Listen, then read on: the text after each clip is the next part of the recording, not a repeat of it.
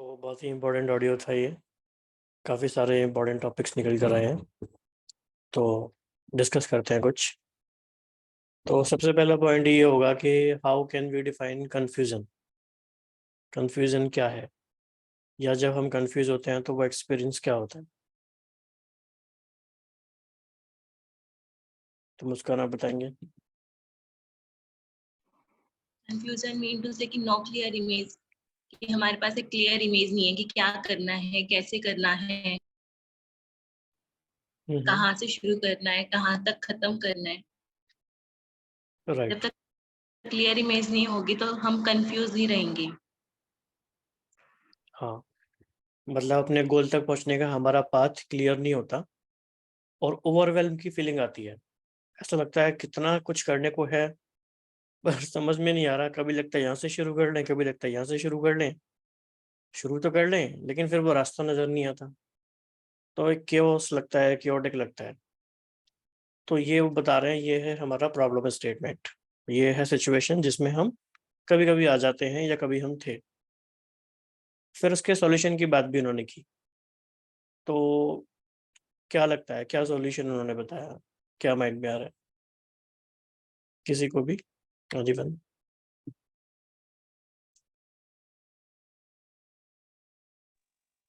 Doing small steps and doable and continue it। मतलब ऐसे नहीं कि कोई शॉर्टकट निकाल दो और टेम्पटेशन निकाल के एक्सलरेट कर दो, मतलब एक दिन में मैं पहुंच जाऊंगा। आपकी आवाज़ थोड़ी कम आ रही है अभी। हाँ, तो कि do in small steps and doable steps. Right. Shortcut को अवॉइड करो, ऐसे नहीं कि एक दिन में मैं उधर तक पहुंच जाऊंगा। तो बेसिकली वही था कि छोटा छोटा स्टेप लो, लेकिन continuity is much more important here. Small small steps है जा करके, और इंस्टेंट ग्रेटिफिकेशन को जो है उसी को हमको ही टैकल करना पड़ेगा, तभी जा करके हो पाए। राइट। तो जैसे कि इस ऑडियो क्लिप का नाम था पावर ऑफ स्मॉल, या power of small steps we can say. हम कोई भी काम सोचें, आज के ही दिन का सोचें, बहुत दूर ना भी जाएं, और सुबह से सोचें कि हमारे पास कोई टास्क था करने को। लेट से हमें 10 पेजेस भी पढ़ने थे किसी चीज़ के बारे में, तो माइंड एक रेजिस्टेंस तो क्रिएट करता है थोड़ा सा। अरे यार, 10 पेजेस का ये पढ़ना तो है, मन तो नहीं हो रहा, हिम्मत जुटाते हैं। लेकिन अगर हम उसे कहें कि नहीं, एक बार में बस 1 पेज करना है, हो जाएगा, इट्स इजी, मैनेजेबल है, कर सकते हैं, तो बाइंड करने को वो तैयार हो जाता है। तो कहीं ना कहीं हमें ये सारा डिस्कशन एक और बुक की याद दिलाता है। कौन सी बुक की याद दिला रहा है?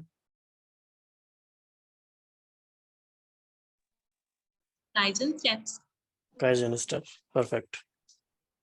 तो काइजन अप्रोच के बारे में ही है ये पूरा ये जो ऑडियो क्लिप था।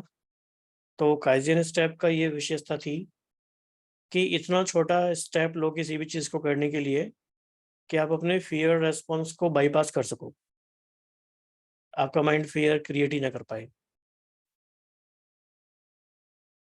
इसके अलावा हमारे पास एट हैंड जो भी टास्क है बड़ा, जो हमें लग रहा है, हम ये सोच सकते हैं कि मैं इसे कितने लॉजिकल यूनिट्स में डिवाइड कर सकता हूँ। कोई भी बड़े से बड़ा प्रोजेक्ट है, हमें कन्फ्यूजन या हमें ओवरवेल्म कब फील होता है, जब हम एक साथ सारे स्टेप करने का मन में सोचने लगते हैं, ये भी करना है, ये भी करना है, ये भी करना है, ये भी करना है। लेकिन अगर हम उसे लॉजिकल स्टेप्स में ब्रेक कर लेते हैं कि हाँ भाई, ये 20 स्टेप्स हैं या 20 यूनिट्स हैं, और एक बार में एक करना है। अब इसको अगर हम कनेक्ट करें पोमोडोरो के साथ, तो कैसे कर सकते हैं, उसका नाम बताइए। एग्जैक्टली, जैसे पोमोडोरोस भी स्मॉल स्मॉल स्टेप्स ही है। 25 मिनट्स काम करना है, फिर ब्रेक देना है, और हमें अपने काम को भी स्मॉल स्टेप्स में डिवाइड करना है। तो इस पोमोडोरो के साथ कंबाइन कर सकते हैं स्मॉल स्मॉल स्टेप्स को हम अपने। हर एग्जैक्टली। पोमोडोरो में एक स्मॉल स्टेप रख सकते हैं। तो अब हम देख पा रहे हैं कि हमारे पास हमारी टूल किट में जो टूल्स कलेक्ट हो रहे हैं, जो हमारी टूल किट बनती जा रही है, धीरे धीरे उनको यूज करते करते, प्रैक्टिस करते करते हमारी अनकॉन्शियस कॉम्पिटेंस डेवलप हो जाएगी, और फिर हम कॉम्बिनेशन ऑफ टूल्स यूज करने लगेंगे। अब हमें काइजन भी यूज करने में समझ में आ गया, हमें गेटिंग थिंग्स डन भी समझ में आ गया कि हमारा नेक्स्ट स्टेप क्या है, और हमें पोमोडोरो को साथ में यूज करना ये भी समझ में आ गया। और जब ऐसा होने लगता है तो फिर ऐसा लगता है अरे वाह मजा आ जाएगा, अब तो हो ही जाएगा सब कुछ, इट्स इजी, एफर्टलेस लाइफ है। और कोई भी बड़े से बड़ा काम कोई दे दे तो क्योंकि we know the SOP now, we can handle any task, no matter उसका मैग्नीट्यूड क्या भी हो। तो ये जो फंडामेंटल कॉम्पिटेंस है जो हम डेवलप कर रहे हैं ये काम में आती है, फिर टास्क चाहे कुछ भी हो। इसलिए आपने देखा होगा, और साहू जी आप भी एग्री करेंगे, आपने देखा होगा कि एडमिनिस्ट्रेशन में भी बहुत बड़े बड़े लेवल पे जो एडमिनिस्ट्रेटर्स होते हैं, कभी वो इस डिपार्टमेंट के हेड होते हैं, कभी इस डिपार्टमेंट के हेड हो जाते हैं, जो स्पेशलिस्ट नहीं होते। जर्नलिस्ट होते हैं वो इतने सारे डिपार्टमेंट्स को कैसे हेड कर लेते हैं, क्योंकि उनको SOP पता है काम करने का और कराने का। तो अब उनके पास वो कॉम्पिटेंस डेवलप हो गई, चाहे उनको किसी भी डिपार्टमेंट का हेड बना दो वो कर ही लेंगे। इसलिए जर्नलिस्ट की अपनी वैल्यू होती है, जिन्हें सामान्य कहा जाता है प्रशासन में। उन्होंने एक टेम्पल का बड़ा अच्छा एग्जाम्पल दिया था, पावर ऑफ स्मॉल स्टेप का, मुझे याद आ गया उसके उससे।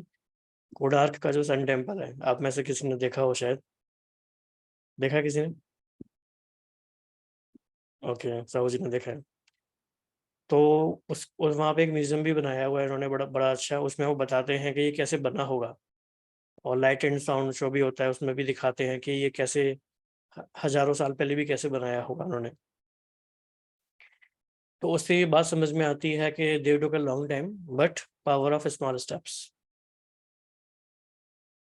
एक एक पत्थर को लाना, ऊपर तक वहां तक उसको प्लेस करना, और फिर एक ऐसी चीज बनकर तैयार होती है जो हजारों साल चलती भी है। हजारों साल तक जो चीज चलनी है उसमें अगर हमने 50 साल लगा भी दिए तो थोड़ा ही टाइम का जाएगा। आई होप 12 इयर्स 12 साल लगा था लगभग। जितना भी लगा हो, जैसे अंकुर वाट का उन्होंने एग्जाम्पल दिया, या ताजमहल का एग्जाम्पल कई लोग देते हैं, one of the most beautiful building, उसे 22 साल लगे या जितना भी लगा। तो किसी भी चीज को बनने में टाइम लंबा लगता है, लेकिन वो चलता फिर कितना है। अब 12 साल भी देखा जाए, 10 साल भी देखा जाए तो बहुत बड़ी पेशेंस की बात है। आजकल तो सोचो कोई 10 साल भी सोचेगा नहीं है कि बिल्डिंग को बनाते रहे। तो इससे हमें क्या इंसाइट मिली इस पूरे जो हमने सुना, ऑडियो डिस्कशन सुना, कैसे हम इसे यूज कर सकते हैं, क्योंकि application is the main thing.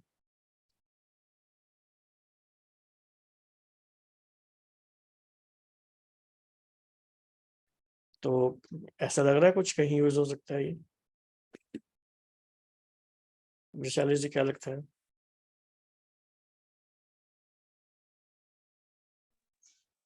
जी भाई जी, जो हम अचीव करना चाह रहे हैं फोकस हम्म, जल्दबाजी में नहीं होगा, पेशेंटली काम लेना पड़ेगा, उन्होंने बोला वो कि।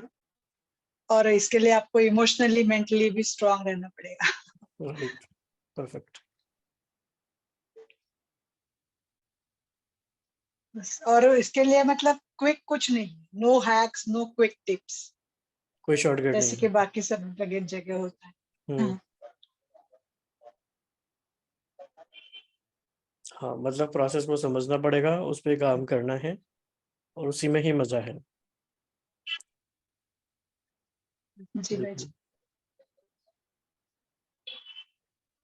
मुस्कान, आपको क्या लगता है कहाँ यूज करेंगे? यस सर, जैसे अभी जो ये सिचुएशन कंफ्यूजन का ही डिस्कस किया, तो अभी एक एग्जाम आने वाला है, तो उसको लेकर ही कंफ्यूजन थी कि कैसे स्टार्ट करना है, कहाँ से करना है। तो अब थोड़ी क्लैरिटी मिल रही है कि स्मॉल स्टेप्स की आपकी पावर बन सकती है, और इसको कंबाइन अगर टूल्स के साथ कर देंगे तो एक बड़ा मैजिक हो सकता है। तो अभी लग रहा है कि हाँ हो सकता है, अगर राइट टाइम पे शुरू कर दिया जाए तो। राइट, इसलिए कहा भी जाता है कि well plan is half done, ऐसे कहा जाता है। तो उसका मीनिंग भी यही है, क्योंकि आधी मेहनत जो करने की थी वो तो प्लानिंग के लेवल पे ही थी। तो बेसिकली अगर प्लान ही नहीं होगा तो फिर पूरा ही नहीं हो पाएगा, हाफ भी, हाफ तो क्या बिल्कुल ही नहीं हो पाएगा। तो वो एक इम्पोर्टेंट स्टेप है। और साहू जी, आप कुछ इसमें ऐड करना चाहोगे आपके एक्सपीरियंस से, क्योंकि आपने भी बड़े बड़े काम किए तो हैं, कैसे किए?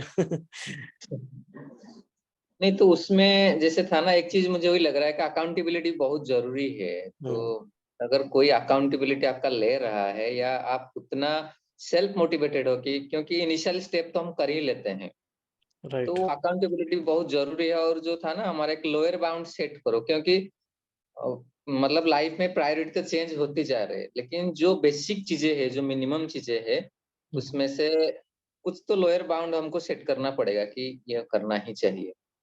और मतलब कुछ दिनों के बाद ऐसा लग रहा है चलो अभी महारथी आ गया तो हम शॉर्टकट मार लेंगे, लेकिन वैसे नहीं होता है। वो कंटिन्यूअसली कंस्टेंट एफर्ट देना ही पड़ता है।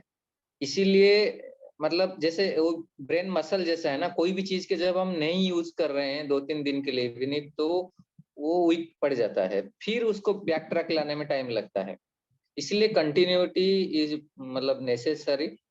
और जैसे लास्ट ऑडियो में वो बताया था ना, practice practice and practice, small step plus practice plus accountability, तो ये मुझे लग रहा है कि प्लान को एग्जीक्यूट कर सकते। बिल्कुल। और how can we connect it with bottom line thinking? Muskaan, क्या लगता है?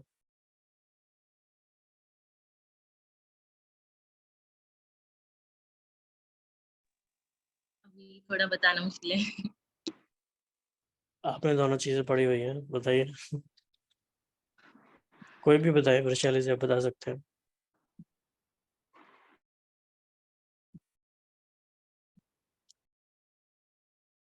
मुझे बॉटम लाइन थिंकिंग डिफिकल्ट है, इतना इजी नहीं है। मुझे इजी ऐसा है। लग रहा है। देखो, जैसे आप कुकिंग कर रहे हैं सपोज, ठीक है, किचन में, तो आपका बॉटम लाइन थिंकिंग क्या है? 1 घंटा आपने दिया कुकिंग को, तो उसका बॉटम लाइन क्या है? खाना अच्छे से बन जाए। बस, तो सिंपल है, हम डेली करते हैं, हम कर ही रहे हैं। मुझे खाने का अलग है। तो किसका करना है? मिसाइल थोड़ी बनाना है हमें। जिसका जो काम है, जिसको मतलब जिसको जिसमें प्रैक्टिस करना है, वहां से हम शुरू कर सकते हैं। This is taking power small step ना। मुझे लाइफ का कितना डिफिकल्ट है, उसका तो और लाइफ भी का आसान है। Bottom line. उसका तो और भी आसान है। लाइफ का बॉटम कैसे? लाइन है कि we need to be blissful always, regardless of situation. Essence of everything is happiness and blissfulness, joyful. अभी इस 15 मिनट के डिस्कशन में या 1 घंटे जब से हम यहाँ पर हैं, हमारी बॉटम लाइन क्या है या हमारा बैकड्रॉप क्या है थिंकिंग में? Am I blissful or not? If not, then what is the point of doing anything? Everything is else is intellectual exercise only. कोई सार नहीं है उसका। अगर हमें दुनिया की सारी किताबों की नॉलेज भी हो जाए, सारी स्पिरिचुअल स्टडी भी हम कर लें, पर if I am not joyful, bottom line तो वो है ब्लिसफुल, और बिना किसी मेहनत के, बिना किसी वजह के।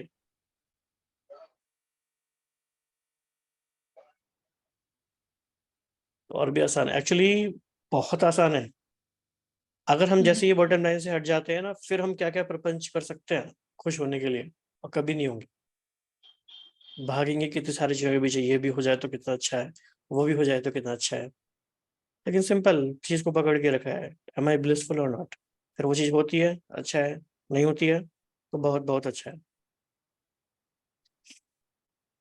जैसा आपने पढ़ा ही होगा। वैसे आपकी बात काटने का ये नहीं है, पर मुझे लग रहा है कि कोई मासी का घर नहीं है। मौसी का नहीं घर, माँ का घर है, ऐसा कह सकते हो।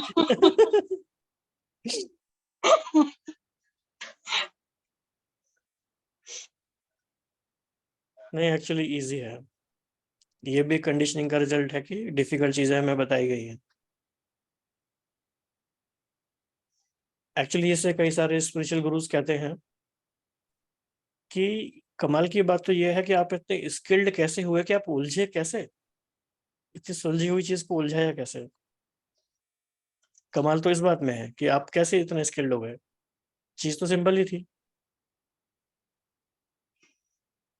तो अगर हम ऐसे सोचें ना तो काफी हमें इंसाइट्स मिल सकती हैं।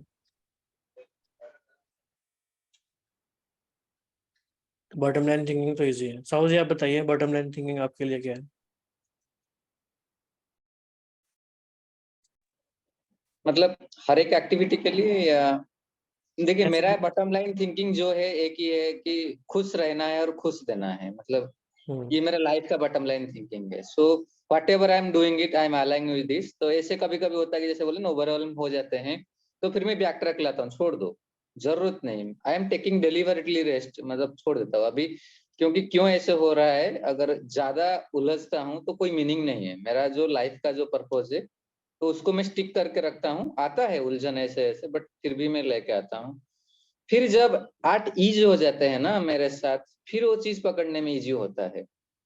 कभी कभी अननेसेसरली इतना चीज उठा लेते हैं दिमाग में, ये भी करना है, वो भी करना है, ये भी करना है, और उसी के अंदर उलझ के ही जैसे आप बोले ना, वो जो खुशी, वो जो ब्लिस, वो चला जाता है कभी कभी, फिर बैक ट्रैक लाना पड़ता है।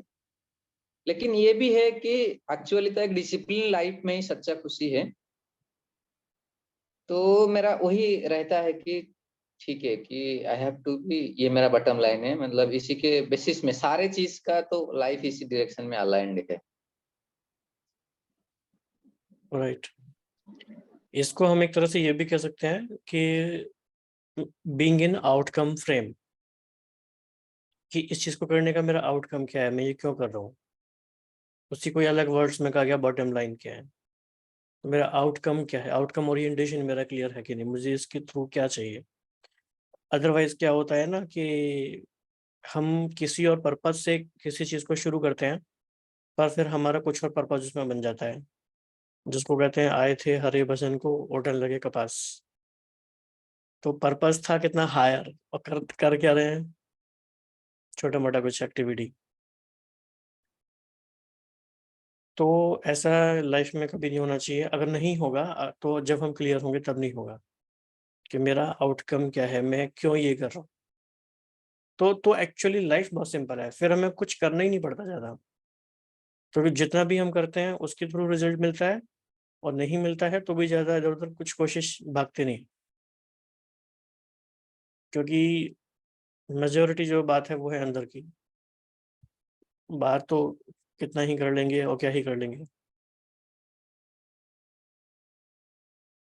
ये तो ना आप एक बहुत इंपॉर्टेंट बात इसमें कहे, अगर टाइम है तो थोड़ा हाँ जी क्लियर बताइए। करें। मतलब अगर आप चाहते हो और हो रहा है तो अच्छा है, नहीं हो रहा है तो मतलब वो भी कोई इशू नहीं है, लाइक दैट। नहीं मतलब ऐसे है कि suppose you want a perfect discipline life, and आप चाह रहे हो और you are getting your reports, फिर भी नहीं हो रहा है, and somewhere you are reading something, आप ऐसे होना चाहिए, ऐसे होना चाहिए, ऐसे होना चाहिए। सो एट दैट सिचुएशन आप आपको कैसे देखते हैं? मतलब you know, for you take in any direction, आप एक डिसिप्लिन लाइफ, हमारा लाइफ में एक परफेक्ट लाइफ है।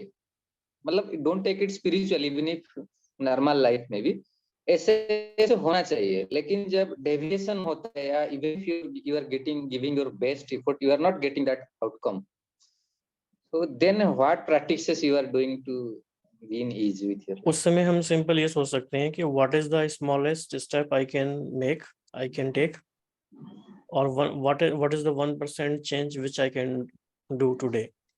Okay. और वो हो गया तो उसे हम सक्सेस में काउंट करेंगे, नहीं तो हम बार बार पूरी उसको ही एक, जैसे मान लीजिए मुस्कान का एग्जाम्पल लेते हैं। मुस्कान अगर ये सोचने लगे कि एग्जाम ही मेरा बस सब कुछ है, एग्जाम क्लियर हुआ तो हुआ, नहीं तो फिर सब कुछ बेकार गया, उसके बजाय अगर वो ये सोचें कि धीरे धीरे करके वो नॉलेज पे कमांड करते जा रहे हैं जो भी सारा सिलेबस है, और आज उन्होंने एक चीज पे कमांड की जो उन्होंने सोचा था, तो आज के दिन वो ब्लिसफुल है कि इस चीज पे उनकी कमांड हो गई, और ये नॉलेज कभी भी वेस्ट नहीं जाएगी। It can be used in multiple ways. This knowledge is now her treasure for life time. अगर वो सोचेंगे नहीं नहीं सब कुछ मेरे पास नॉलेज तो है एकदम यहाँ तक है, पर एग्जाम नहीं हुआ तो फिर तो कुछ नहीं हुआ, तो उससे क्या होगा, वो पैसिमिस्टिक थिंकिंग हो जाएगी। ऑप्टिमिस्टिक थिंकिंग ये है कि नॉलेज इटसेल्फ अपने आप में एक सफल है, नॉलेज अपने आप में एक आउटकम है इटसेल्फ, तो हर दिन उनको आउटकम मिल रहा है। वो जो एग्जाम का आउटकम है वो भी एक आउटकम है, लेकिन जो अभी भी है वो भी आउटकम है। इसलिए बहुत डेस्टिनेशन के अकॉर्डिंग अपने हम रिजल्ट को मेजर करेंगे, तो उससे अच्छा हम माइलस्टोन्स के बेसिस पे करें।